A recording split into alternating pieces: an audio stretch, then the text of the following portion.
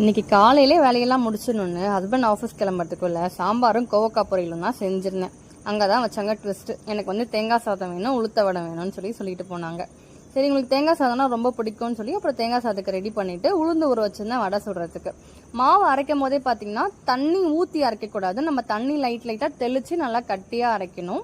அது கூட வெங்காயம், பச்சை மிளகாய், கருவேப்பிலை, கொத்தமல்லி, மிளகு, ஜீரகம் இதெல்லாம் கொஞ்சம் கொஞ்சம் போட்டுட்டு அரிசி மாவு போட்டு உப்பு போட்டு நல்லா பிசையணும். மாவு வந்து நம்ம தண்ணியில் தொட்டுட்டு இப்படி எடுத்து உருட்டணும்னா மாவு வந்து கையில் ஒட்டக்கூடாது. அப்போனா அது வந்து கரெக்டான கன்சிஸ்டன்சியில் இருக்குன்னு அர்த்தம்.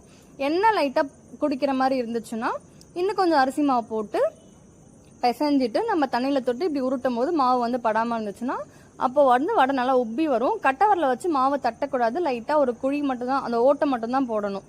அந்த ஓட்டை வழியாக பார்த்தீங்கன்னா அடியில் இருக்க வரல் வந்து தெரியணும். அப்போ தான் அது வந்து கரெக்டாக புஷ்ஷுன்னு வரும்.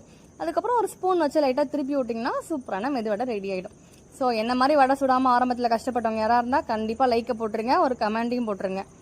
அதுக்கப்புறம் கொஞ்சம் கொஞ்சமாக அத்தை சொல்லி கொடுத்தாங்க, அப்புறம் தான் கற்றுக்கிட்டேன். அதுக்கப்புறம் லைட்டாக அப்பளம் பொரிச்சிட்டு நீங்கள் லஞ்ச் இப்படி தான் போச்சு. இந்த வீடியோ பிடிச்சிருந்தா லைக் பண்ணுங்கள். Tata, by.